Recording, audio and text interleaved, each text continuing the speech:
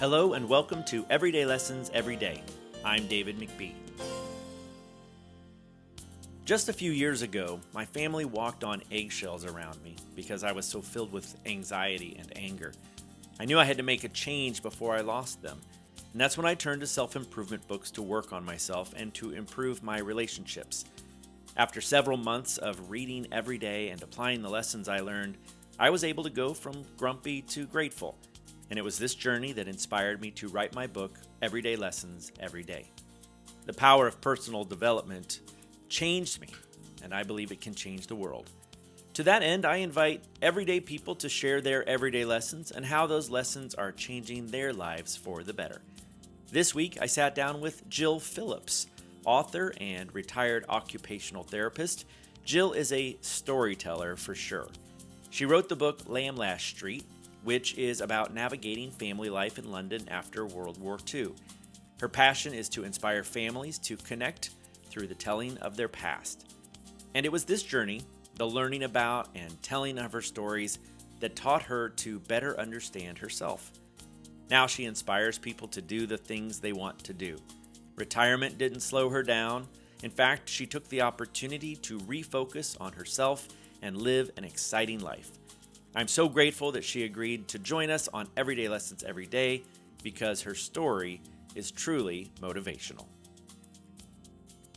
Welcome, Jill, to Everyday Lessons Every Day. How are you today? I'm doing great, thank you. It's lovely being here. I usually say good morning, which it is very early where I am, but you're coming to us from where? I'm actually right in Rochester, Kent, which is just outside London. I lived in Canada for 30 years, so it's such a wide country. You're always dealing with people in a different time zone, so this is nothing new at all, really. You're right, and in fact, I still get my time zones messed up. So but I appreciate you taking time to chat with me from overseas. I guess I am. You never think of it that way, but yes. All right. Well, why don't you start by telling people just a little bit about who you are and who they get to listen to for the next 20 or 30 minutes? Okay, so my name is Jill Phillips, and as I just mentioned, I was living in Canada for 30 years. Prior to that, I lived 30 years in the UK, and I'm currently back in the UK again, partly because of COVID-related issues. But nonetheless, I'm thrilled to be back here. And actually, during the time I've been here, my mother passed away. So it was I'm nice for so me to be. sorry. Thank you. And it was with COVID as well, sadly. Oh, that is Um, terrible. but what it enabled me to do was to be here for her last couple of years. So there's a silver lining to everything, basically. Absolutely. So other than that, I was a professional. I was a healthcare professional for 30 years as well. I was an occupational therapist, and half my time I was a hospital manager, and the other half of my time I was basically a clinician. So I have absolutely no background at all in writing. I don't have any friends who are literary people. We don't sit around discussing books in the family, nothing like that at all. But that's never really stopped me because I've done lots of things in my life where I just did them because I thought I would want the challenge, really. I would love to be able to do this. And that was one of the reasons I wrote the book, really, was because I'd never written a book. You're not here forever on this planet, so why not do something that you really want to do? And that's probably the theme of my life, really, right now. The other thing about me is that I was married for 30 odd years and divorced. So I was one of these later in life divorced people, which is always a tough one. During which time my son became my daughter because he transgendered into my daughter when he was mid 25, 26. So not somebody who did this sort of thing when they were children or as an adolescent, but as an adult. So that was an interesting journey with many discussions with him or her, Clara now, about, are you sure? Is this really what you want to do? So that was quite a learning experience. And the other thing I started to do as well, it was all came from being divorced and wanting to do as much as I could in my life.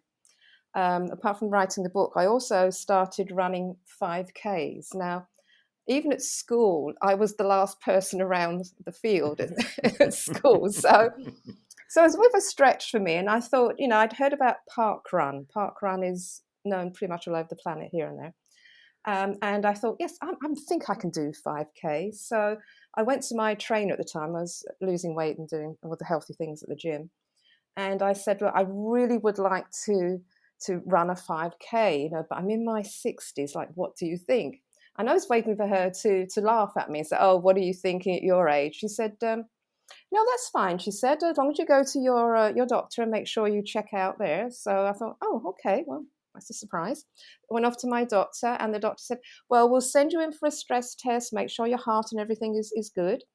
And so I did that, and she said, oh, you're fine, patted me on the head and walked out the door. And I thought, oh, so I can do this. So then I started, and this is another message I like to give people is, do what you want to do, but don't expect to be the best, the fastest when you're doing that. So for me, when I first started running, I was on one of the indoor circuits, I think it's about a quarter of a mile or something. Mm-hmm, mm-hmm.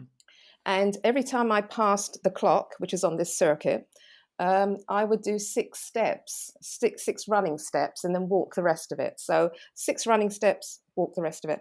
And I just repeated that. That was my very first time that I'd actually done any running. And I can remember thinking to myself, wow, the body's actually holding up to this. I can actually do this. And I kept going, and I worked with my trainer. And then about 2.5 months later, I was over in the UK, and they had parkrun just 5 minutes from where my mum used to live. And so I went down there, and I was there in my gear and all of these. I was like 400 or 500 people there. It was a massive, great parkrun. So I started running, and I was doing running, walking. I couldn't actually run continuously. And I did finish it, but I was the very last person The out of the very last 500. person? Oh, yeah, there was like 500 people there. I was the very last person. They have people called tail walkers. They're the people that scoop up the people that are a little bit slow, make sure they cross the finish line. Yep, yep. And I was talking to them on the way across the finish line because I was literally the last person there. And then I kept going. I took a few weeks when I took a break because my knees were complaining. And then I got back to it again, and I was doing my swimming and all the healthy stuff I was supposed to do. And then the last time I ran, I was actually 8th from the end. So I'd worked my way up the field by 8 people. And then COVID hit and everything shut down. But the message I like to give to people is, whatever you want to do in life, do it. And it's not about being the fastest or getting there the quickest. It's all about the experience. It's all about how do you change when, for me, I was putting on my running gear on a Saturday morning, walking up to the park and running around on the 5K. I was mixing with different people. I was talking to the volunteers there who are really encouraging. The family discussion was, one of the questions was, oh, how fast did you run this week, Jill? Because you get your times emailed to you a couple of hours later. So my life changed quite a bit just by that one single thing. My life has also changed a lot because of writing a book. Yes, I want to hear about the book. I guess there's lots of lessons in it. Is there one in particular that you are excited to share with us? Yes, there is actually, because I had listened to some of your podcasts, so I knew the focus of what you were looking for your show. And I think for me, the book gave me far more than I thought it would, because I realized when I was writing the book, and not before, how my mother had been a role model for me in terms of not following stereotypes. So to give you some context, the book is 1960s London. Sure, the Beatles were around, and these long-haired singers, which is what my parents used to call them, who could not sing, by the way, according to my parents. We couldn't have any Beatles songs in records, 45 RPMs in the house, because they could not sing. So no, there was The Beatles couldn't sing, no, according they to your couldn't sing, parents. so they weren't allowed in the house. How'd they feel about the Stones?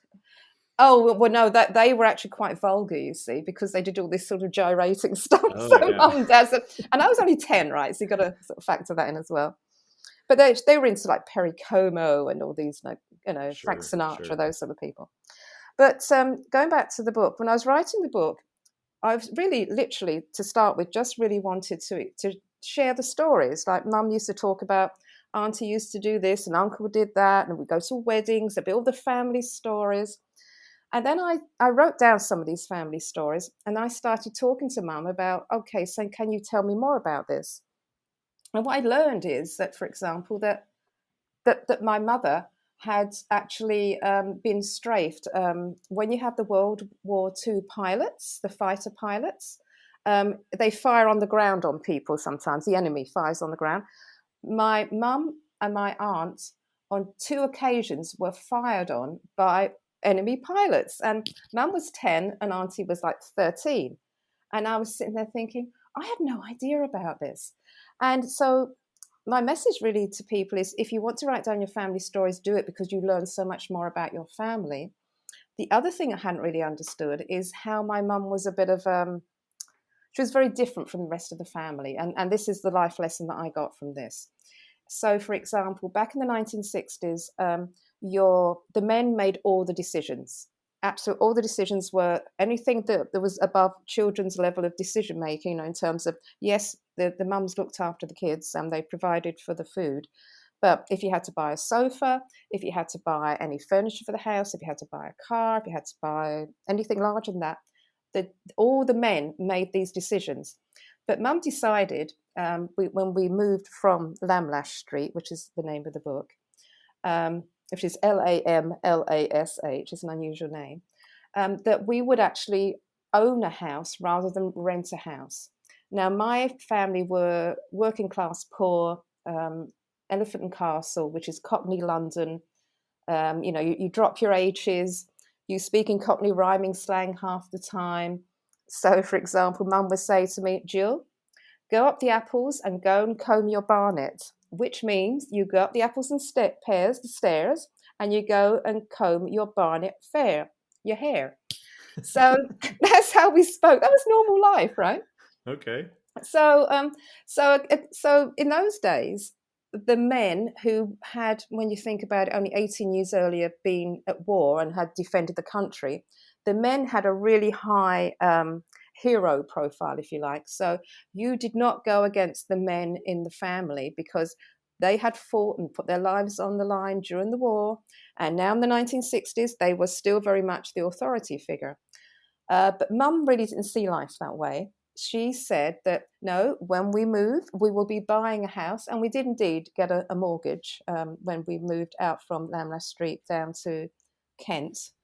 And the result of that is that all these years later, when mum passed on, obviously we had inheritance money coming from that, from the house. But in addition to that, she also spread that message in with a couple of other family members, not many of them, but a couple of others. So mum did that all on her own. In fact, she did it, and if she had spoken to, as I'm sure she did, to her brothers, they would have said to her, no, you do not get a mortgage, you just rent a house, because that way you don't have to worry about the maintenance. And if you get a mortgage, it's this huge loan that's going to be a millstone around your neck for the rest of your life, sort of thing. So mum really bucked the trend in that way. The other thing I learned from talking to her about those days. If I might interrupt just for a second. Yeah. Is the lesson here to buy instead of rent, or that women shouldn't take the authority of men on blind faith, or is it both? I think, the practical result was, yes, you do actually buy and not rent, which now doesn't seem that fantastic, but in those days was a major thing when you have 12 brothers and sisters and none of them were doing that, and you're the youngest in the family, and you said, no, we're not going to do it that way, we're going to do it this way. So I think for me, the lesson really is, do what you really want to in life, research it, consider it carefully, and do all those sensible things. But if it's what you really want to do, then you should go ahead and do that. Even if all the family members are saying, no, don't do that, go ahead and do it. For example, when I was writing this book, and I said to a few family members, oh, I'm thinking of writing a book, and there'd be like deathly silence. It's like, oh, all right. And then they talk about the weather. So there wasn't a lot of support. So my message is this, that if you really want to do something and you think, as I say, you've done your due diligence, you've worked your way through it, go ahead and do it, because you may not get a lot of support from the people that are closest to you, but that your support may well come from people outside your immediate group. And what happens is, as you start to, say, write a book, I had to get in contact with certain people about helping with the certain aspects of, publishing the book and writing the book, and all those sort of questions that come up, you actually come across different people in your life. And so, but if you'd stayed with just what your family and friends had said, you would have had none of that experience. So, what you're going to find is every new experience you have, you're going to meet a different group of people. Like I mentioned earlier, the running the 5K park run, I met a different group of people who were really encouraging me to improve my time. So, as you go through life, don't look at all the problems, because there's problems everywhere. Um, think about what you really want, and then get the right supports in place to help you get to the end. And don't pressure yourself by thinking it's not going to be very good, or I'm not going to be able to do that. That's just normal. Anybody who's written a book will tell you the same thing. They'll say, "Oh, well, it wasn't very good, you know," or I when I, know I've said that about my own books several times. I think, but It's yeah, funny that you say that about the support. Like, I didn't even tell anyone I was writing the book. Maybe one or two people, like, the whole time, because I didn't really want the negative responses or the lack of support, right? So I waited and just published it, and then I got support from the readers, which was very, very encouraging. yeah, I hear you, because that's similar to me as well. I told a few of my family members, and then when I got absolutely nothing back in terms of support or even comments, I thought, you know what, if I start discussing what's in the book, I think the book is going to be tainted. It's going to have, um, it's going to change in some way. And I wanted to keep it um, as I saw it in my head. I didn't want it to be edited before I'd finished writing it, really, in a sense. And then in the end, when it was edited by professional editors who look at dozens of books, and they can give you a nice, impartial view of what you're doing, and maybe how you need to change it, or maybe how it was wonderful. And as I've gone through life, actually, especially since the divorce, because once you go through divorce, it's like, oh my God, what am I going to do? How am I going to manage? Because you're used to having two of you, two incomes, and all those sorts of things. What I've done selectively over the years now is I've chosen, if I want, so for example, my finances, I was stressed about that, which you would be with the divorce and that. But I made the point of finding somebody who could support me with advice around finances. So again, with the book, I found people who support me to publish the book. When I was doing parkrun, I connected with people who would support me with running, which happened to be my gym person, and there was a few friends that ran as well.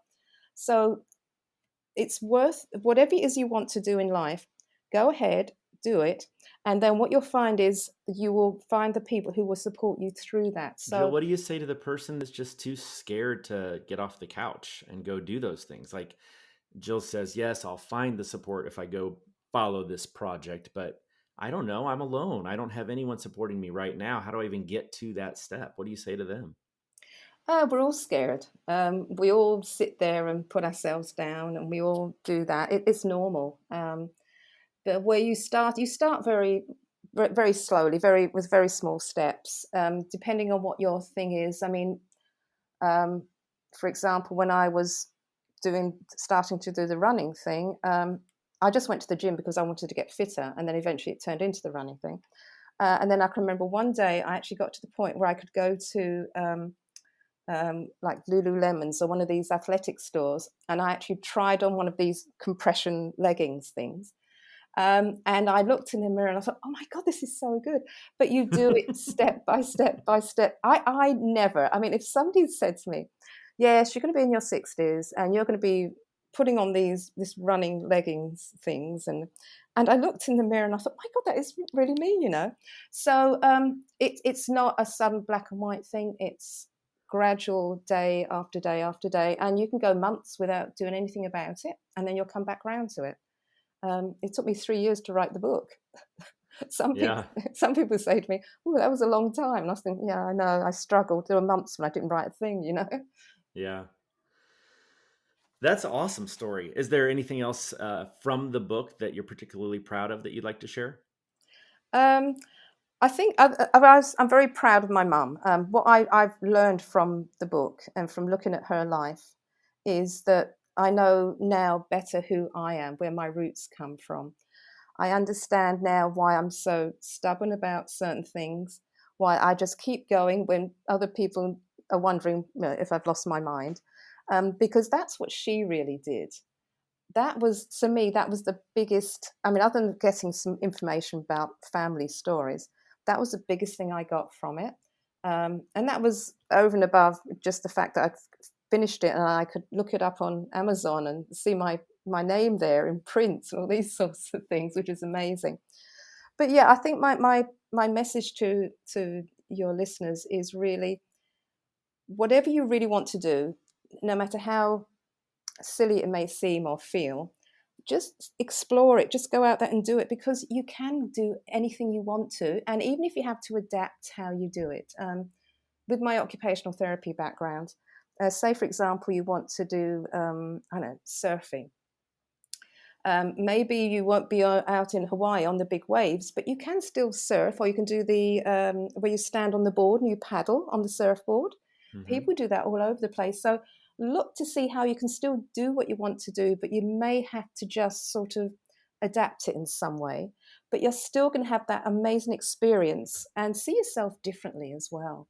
Um, the other thing that really annoys me generally in life is how people tend to stereotype you by age, or by age. I think ageism, as I've got older, is a thing I've noticed more than anything. And I think you can do anything at any age. You may have to do it differently, but you can certainly do it. I'm so excited for this episode. I really, I may have to cut this out, but I want my mom to hear this one. Your mum's my age, is she? Well, she's in her 70s. Nice. And she's just struggling a little bit with her health, and I just want her to drink more water and take some more walks. Yeah. Um, and maybe some of what you've said will encourage her that she can do that little by little. Yeah, I mean, I'm 68 in a couple of, what was it, October 2nd, I'm 68. So, I mean, and I really thought that at this age, I was going to be sort of sitting there staggering to get out of the sofa sort of thing, like, oh, it's a bit difficult today getting up. But And do you no. still go to the gym? Do you still do 5Ks? Oh, yes, yes, I have to. I have two choices in life. I either look after my body, or my body is going to give up on me. So I have to do one of the two things. So yeah, I go to the gym. I do, actually, where the gym is, it's really neat. The one I've found recently, they do like circuit training there, but it's all computerized and Oh yeah, personalized to what you need. But yeah, I mean, in your 60s, it's normal now to do that type of thing. So, awesome. and I would hope to be going strong for the next 10 or 15 years doing this. I don't see why not. Absolutely. All right, one more question about your book. Yes. And I know this was true for me. If you never sold a single copy of it ever, was it still worth the 3 years it took you to write it? Oh, yes. And I'll tell you why.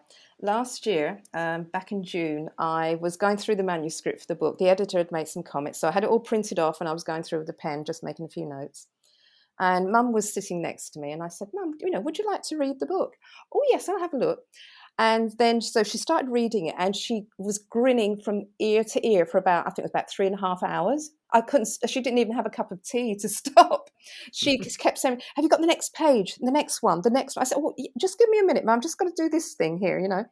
But yeah, Mum read it from page to page, and she absolutely loved it. She was so happy.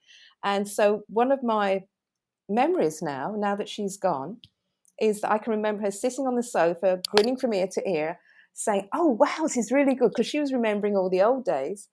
And the other tremendous thing that's happened is that, so today I'm sitting here talking about Mum. So Mum passed on in January. She was 90, so she had a long life, which is lovely. But in a sense, she's still here. So she's gone, but Mum's not forgotten. And every time somebody buys a copy of the book or asks about the book, it's, in a sense, I'm really paying homage to her life and what she did. So that, and I didn't foresee any of this. I mean, I have a website now. That was a big shock to me. I'd actually have a website. I get messages from people. I got this tremendous message from this man about 2 weeks ago now. And he said, hello, he said, I think we were neighbours 50 years ago on Lamlash Street. Oh my gosh, how fun. And he sent me, and we were exchanging photographs and messages. And he said, I've got this picture outside Lamlash Street, outside the house. And he said, but I'm not sure who this other lady is. So it's a picture of his mother. And I looked at the picture and I thought, that's my mum. Ah, how fun. So we connected that way. That would never have happened if I hadn't written the book. So things happen you that would make life really exciting. It's so unexpected that I've You know, now that got. book was really a gift to your Oh mother yes, too, right? yeah, Like yeah, one of the things that I did on my journey to try and improve my own relationship with my mother was I read some books about dealing with seniors. Okay. And I was 47 when I wrote the book. And I remember one of the most powerful lessons I learned was that seniors want a legacy. yeah, They want, they know their time is, limited, and they want to be remembered when they're gone. And a legacy can be anything. It could be an inheritance that they leave. It could be, an old watch or a family heirloom. For your mom, it was her stories, and you captured them and created them, put them in a place where they will exist forever, forever. What a beautiful gift. So I know if she could, if she were here, she would thank you for that. I thank you yeah, for that. yeah, yeah. Yeah, no, it was. If you want to write down your family stories or whatever your thing is, go ahead and do it because it changes everything in your world. It really does. Yeah. That's awesome. All right. Well, why don't you share with people how they can get a hold of the book, how they can reach you, your new website? Tell us about that. Okay, so the book is called Lamlash Street, Lamlash, which is actually comes from a tiny island in Scotland, the name does. And you can get it on amazon.com.ca or .co.uk because I'm in sort of straddle three countries. Right. And my website, and you can get in touch with me through my Facebook author page through my website, is J.M. Phillips, Phillips, author,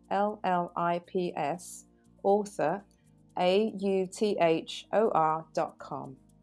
So jmphillipsauthor.com. And links to all your social media are probably there. Yes, so from there you can go to my Facebook author page, and then, yes, so you can link throughout everything from there. So I just send Awesome. people via my website, and then it also comes from there. Okay. Well, Jill, I can't thank you enough for telling your stories today on Everyday Lessons Every Day. I think we got more than one or two lessons. I'm going to have a hard time coming up with a title for this one. But I really, really enjoyed meeting you, and I appreciate your time. So thank you so much. It's been lovely. Thank you so much for the opportunity. It's been great. Thank you. You bet. Bye-bye. Bye now. Well, it happened again, as it often does. I asked for a single everyday lesson from my guest, and I got a handful, which, of course, is awesome. Here are some things I hope you took away from Jill's interview. Life doesn't end with divorce or retirement. You're never too old to accomplish a physical challenge. You just have to do it a little bit at a time, maybe a little slower, and you may not be the best at it, but that's okay. The process of writing a book is as valuable as the finished product. And then there was this brilliant statement. Whatever you really want to do, no matter how silly it may seem or feel, just explore it. Just go out there and do it, because you can do anything you want to. And so I challenge you. Write "do anything" on your wrist. When you look at it, I hope you hear Jill telling you that you can do anything you want to and that you believe it. Whatever that passion project is, whatever is on your bucket list, it's not too late and you're not too old.